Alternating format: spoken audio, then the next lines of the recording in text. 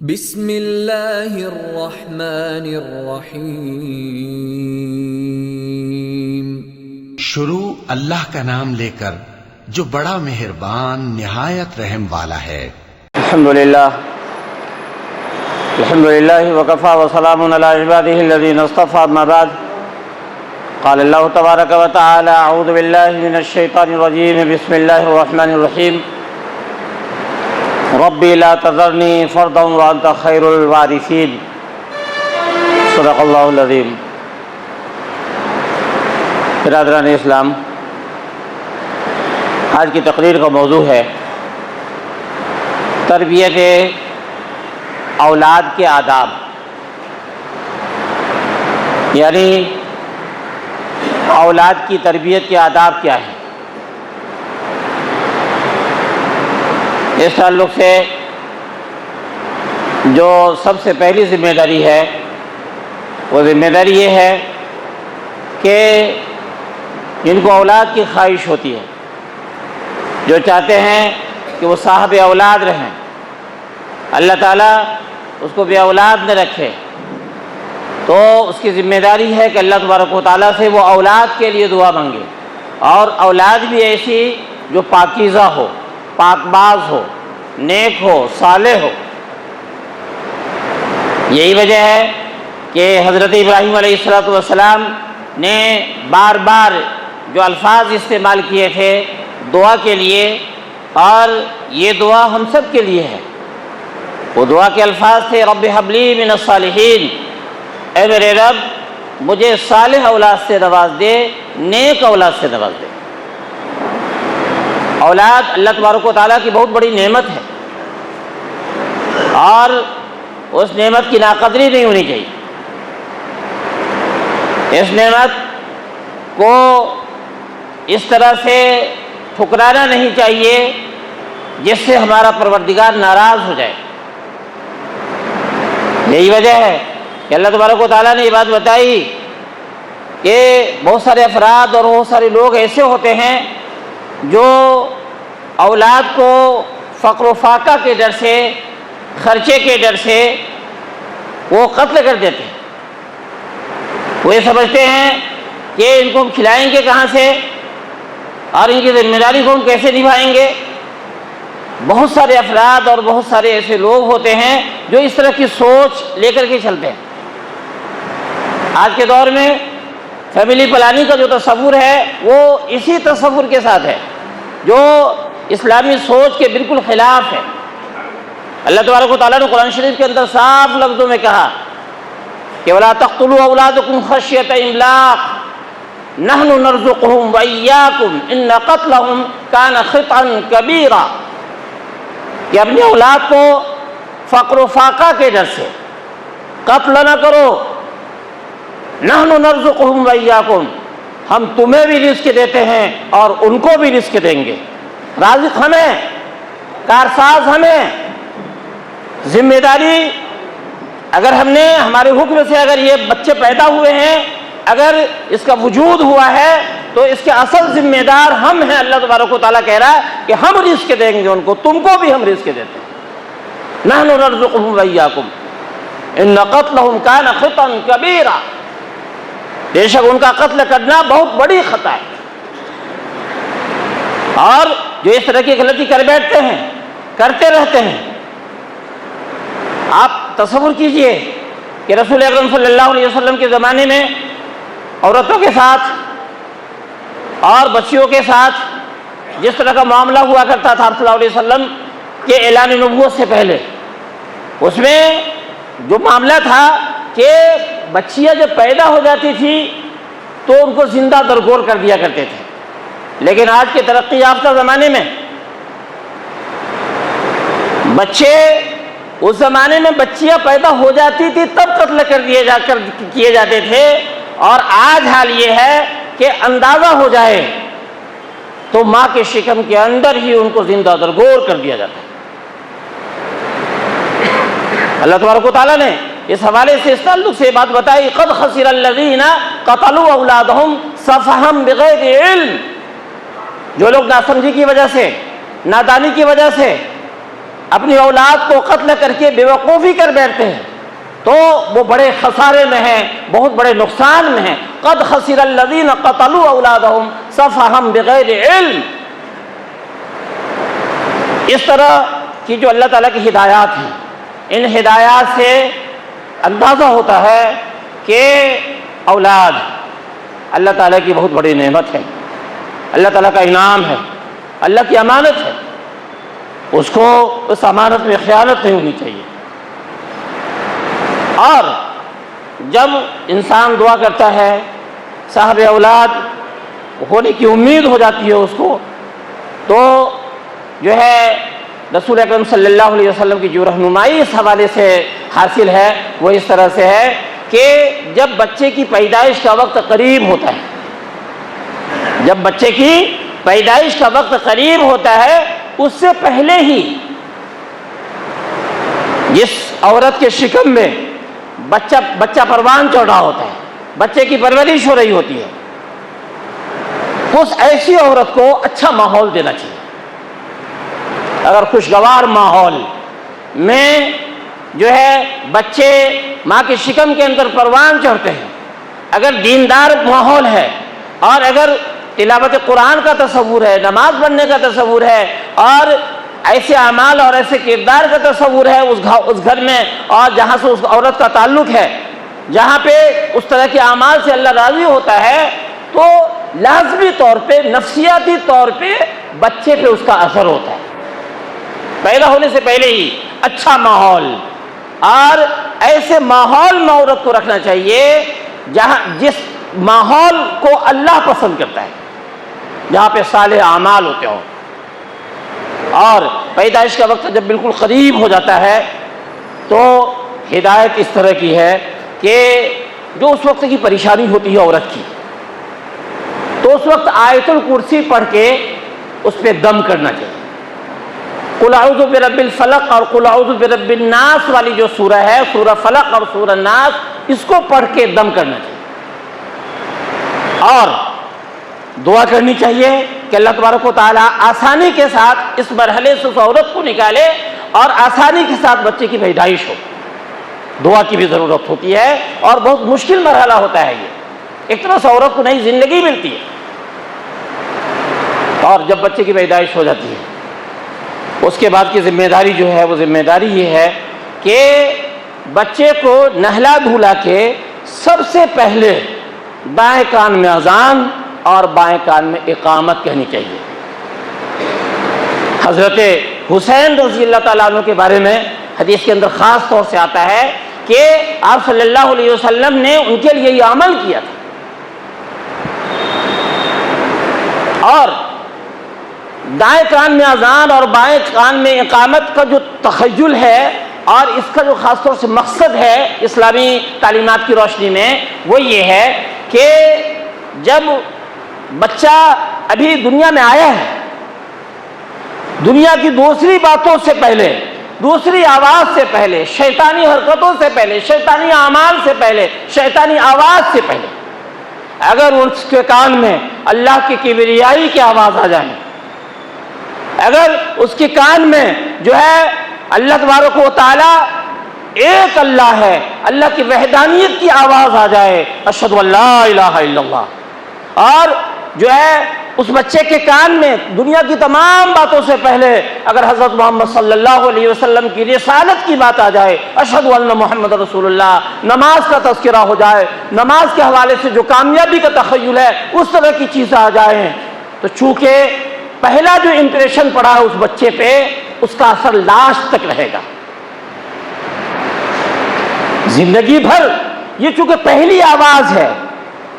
پہلا امپریشن اس بچے کے کان پہ، اس کے وجود پہ جو ہے وہ اللہ کی وحدانیت کے تصور سے ہے، رسول اللہ صلی اللہ علیہ وسلم کی رسالت کے تعلق سے ہے، نماز کے ذکر سے ہے، نماز کی کامیابی کے حوالے سے ہے۔ اگر اس طرح کا تخیل اور اس طرح کا تصور، اگر اس تصور کو لیے ہوئے جو آواز ہے، جس کو اذان کہتے ہیں، جس کو اقامت کہتے ہیں، اگر اس طرح کی باتیں اگر اس کے کان میں پڑ جائیں، تو جب تک وہ بچہ جیے گا، جب تک وہ بچہ دنیا میں رہے گا، انشاءاللہ وہ توحید پہ قائم رہے گا، اپنے نبی سے محبت کرتا ہوا دکھے گا، نماز کا پابند ہوگا، شریعت کی پابندی کرے گا۔ اس وجہ سے ہماری اور آپ سب کی ذمہ داری ہے کہ ہمارے گھر میں جس بچے کی پیدائش ہو، بچہ ہو کہ بچی ہو، ہمیں یہ عمل ضرور کرنا چاہیے۔ حدیث کے اندر یہ بھی ہے کہ اگر اذان اور اقامت کے کلمات اور اس کے الفاظ پیدائش کے وقت اگر بچوں کے کان میں پڑ جاتے ہیں، یعنی دائیں کان میں اذان اور بائیں کان میں اقامت اگر ہم کہہ لیتے ہیں تو بہت ساری بیماریوں سے بھی اس بچے کی حفاظت ہوتی ہے۔ رسول اللہ صلی اللہ علیہ وسلم کے زمانے میں ایک عمل اور ہوتا تھا اس وقت کے لیے، جس کو بولتے ہیں تحنیک۔ تحنیک کا مطلب یہ ہوتا ہے کہ کوئی میٹھی چیز نرم کر کے اس بچے کے منہ میں ڈالنے کو تحنیک کہتے ہیں۔ حضور اکرم صلی اللہ علیہ وسلم کی خدمت میں اس طرح کے نومولود بچے، بالکل ابھی جو بچے پیدا ہوئے ہیں، ایسے بچے آپ صلی اللہ علیہ وسلم کی خدمت میں لائے جاتے تھے، اور آپ صلی اللہ علیہ وسلم کھجور یا چھوہارے جیسی چیز کو اپنے منہ سے اس کو نرم کرتے تھے اور اس نئے بچے کے تالو میں اس کو لگایا جاتا تھا۔ کہ تحنیک کا جو عمل ہے رسول اللہ صلی اللہ علیہ وسلم کے زمانے میں ہوا کرتا تھا، آج بھی ہمارے گھر میں جو نیک ہیں،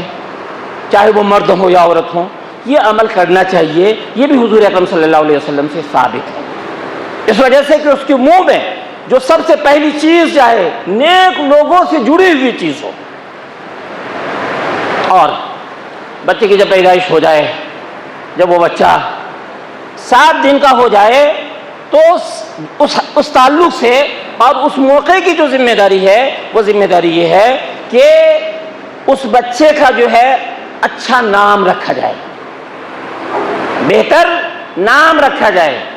نام میں بھی اسلامی سوچ کے ساتھ اللہ کے رسول صلی اللہ علیہ وسلم فرمایا کرتے تھے کہ سب سے اچھا نام عبداللہ اور عبد الرحمن ہے، یعنی جس نام کے ساتھ عبد لگ جائے اور اللہ کے تصور سے، عبد کا مطلب بندہ، عبداللہ اللہ کا بندہ، عبد الرحمن رحمان کا بندہ، عبد العلیم اللہ تبارک و تعالیٰ کے لیے علیم ہے، یعنی اللہ تبارک و تعالیٰ جو علیم ہے، سب کچھ کا جانکار ہے، اس کا بندہ۔ اس طرح سے اللہ تعالیٰ کے 99 نام ہیں، اور ان ناموں کے ساتھ عبد جڑ جائے اور پھر کسی کا نام رکھا جائے تو اس طرح کا نام اللہ تبارک و تعالیٰ کو بہت زیادہ پسند ہے، اس وجہ سے کہ اس نام سے بندے کی عبدیت کا اظہار ہوتا ہے، کہ یہ بندہ اس بات کا اظہار کرتا ہے کہ میرا عبداللہ نام ہے، میرا عبد الرحمن نام ہے، میں اللہ کا بندہ ہوں، اللہ کی بندگی کے ساتھ زندگی گزاروں گا۔ اس طرح کے جذبات اور اس طرح کے احساسات کا بھی اندازہ ہوتا ہے نام سے۔ حضور اکرم صلی اللہ علیہ وسلم یہ فرمایا کرتے تھے کہ اپنے بچوں کے جو نام ہیں وہ نبیوں کے نام پہ رکھا کرو، یعنی جو انبیاء علیہ الصلوۃ والسلام کے نام ہیں، اپنے بچوں کے نام بھی نبیوں کے نام پہ رکھا کرو۔ بہت سارے لوگ رکھتے ہیں، اور اسی حدیث کے اندر یہ بات بھی ہے کہ اگر اچھے نام رکھتے ہو تو اس کا فائدہ یہ ہوگا کہ قیامت کے دن اللہ تبارک و تعالیٰ تم کو تمہارے نام کی وجہ سے پکارے گا، تمہارے نام کے ساتھ پکارے گا، اور اگر عبدیت کا تصور لیے ہوئے وہ نام ہے، اسلامی سوچ کے ساتھ وہ نام ہے، بہرحال اللہ تبارک و تعالیٰ کے رحم و کرم کا معاملہ ہوگا۔ اسی طرح سے اگر ممکن ہو تو 7ویں دن ہی ختنہ کروا دینا چاہیے، بہتر یہی ہے، اور اگر ایسا نہ ہو سکے تو جو ہے وہ بچہ تھوڑی سی عمر، بالکل کچی عمر میں ہی اس کا ختنہ ہو جانا چاہیے۔ تھوڑا سا اور آگے بڑھیے، اس تعلق سے ہماری جو ذمہ داری ہے وہ ذمہ داری یہ ہے کہ جو ہے اس بچے کے تعلق سے اور اس بچے کے حوالے سے ایک ذمہ داری یہ ہے کہ اس کا عقیقہ کیا جائے، اگر ممکن ہو سکے تو 7ویں دن ہی کیا جائے۔ کوئی مجبوری ہے، کوئی پریشانی ہے، تھوڑا سا آگے پیچھے بھی ہوتا ہے، لیکن بہتر یہ ہے کہ 7ویں دن ہی عقیقہ ہو۔ اور عقیقہ کی خاص طور سے جو دعا ہے، اس موقع پہ جو دعا کا تصور ہے وہ تصور اسی طرح سے ہے کہ ایک جسم کا جو ایک عضو ہے، جسم کا ایک ایک پارٹ، باڈی کا ایک ایک حصہ، سب کی طرف سے عقیقہ کا جو جانور ہوتا ہے وہ صدقہ ہوتا ہے، اس کے پوری وجود کی اللہ تبارک و تعالیٰ کی طرف سے حفاظت ہو جاتی ہے جب انسان عقیقہ کرتا ہے۔ بہتر یہ ہے کہ اگر لڑکے کا عقیقہ کر رہے ہیں تو 2 بکرا ہو، لڑکی کا جب عقیقہ کر رہے ہیں تو 1 بکرا ہو۔ ضروری یہ نہیں ہے کہ 2 ہی ہو بچے کے لیے، لیکن بہتر یہی ہے۔ اسی طرح سے رسول اکرم صلی اللہ علیہ وسلم نے یہ بات بتائی کہ جب بچہ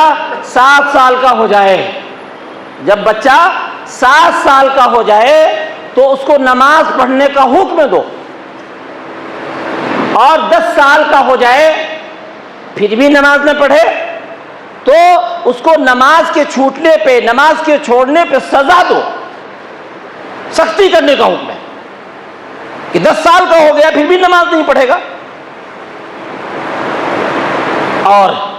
حضور اکرم صلی اللہ علیہ وسلم نے یہ بات بھی بتائی اسی حدیث کے اندر کہ جب بچہ 10 سال کا ہو جاتا ہے تو اس کے بستر الگ ہو جانی چاہیے، اس کے بستر الگ ہو جانے چاہیے۔